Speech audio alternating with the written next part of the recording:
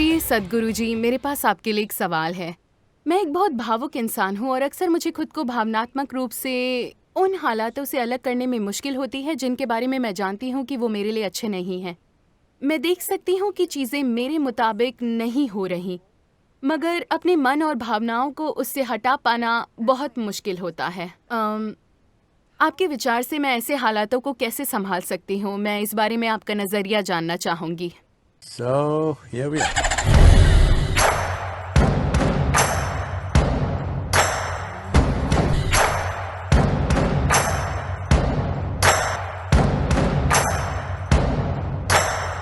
There's a whole lot of talk in the world. दुनिया में खूब चर्चा हो रही है इस दिमाग और दिल की जद्दोजहद पर, मगर आप जैसा सोचते हैं वैसा ही महसूस करते हैं, और जिस तरह आप महसूस करते हैं उसी तरह आप सोचते हैं। For different people, different things run first. अलग अलग लोगों के लिए अलग अलग चीजें पहले आती हैं। आज शिक्षा की प्रकृति के कारण अधिकांश लोगों के लिए उनके विचार उनकी भावनाओं से पहले आते हैं, मगर फिर भी ऐसे लोगों की काफी तादाद है जिनकी भावनाएं उनके विचारों से आगे चलती हैं। Now what Sonakshi is asking, Sonakshi ये पूछ रही हैं कि कुछ स्थितियों में आप नहीं होना चाहते, मगर भावनाएं उलझी होती हैं, इसलिए विचार बार बार वहां जाते हैं। आप अनजाने में उस दिशा में चलते रहते हैं। आपको ये समझना होगा कि विचार फुर्तीले होते हैं। आज मेरे विचार कहते हैं कि ये सबसे अच्छी इंसान है। कल अगर वो कुछ ऐसा करती है जो मुझे नहीं पसंद, तो तुरंत मेरे विचार कहेंगे कि वो अच्छी नहीं है।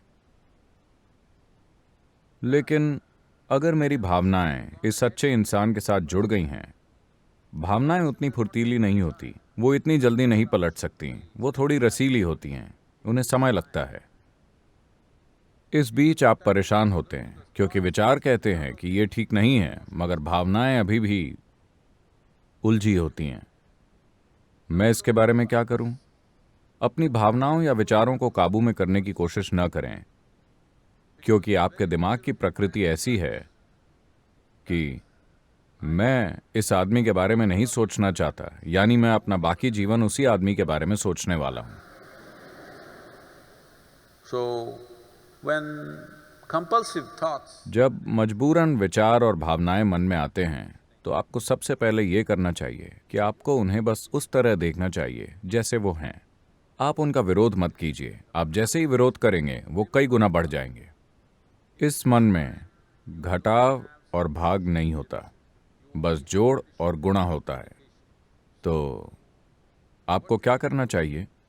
पहली चीज है, इतना समझिए कि विचार और भावनाएं बस पहले से मौजूद डेटा का रिसाइकल है।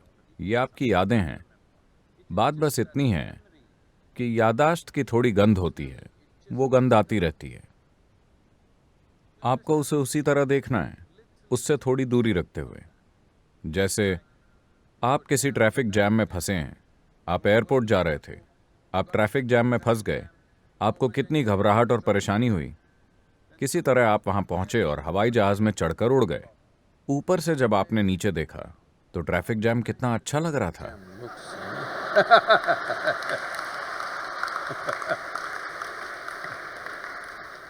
सिर्फ इसलिए क्योंकि थोड़ी दूरी है। वही ट्रैफिक जैम, मगर एक दूरी होने के कारण अचानक सारी परेशानी खत्म हो गई। इसी तरह आपके विचार और भावनाओं के साथ भी बस थोड़ा सा अभ्यास कीजिए, थोड़ी दूरी स्थापित करने के लिए, अपनी शारीरिक प्रक्रियाओं के साथ, अपनी मानसिक प्रक्रियाओं के साथ। लेकिन अगर आप कुछ खास विचारों और भावनाओं को संभालने की कोशिश करेंगे तो वो 1000 गुना बढ़ जाएंगे।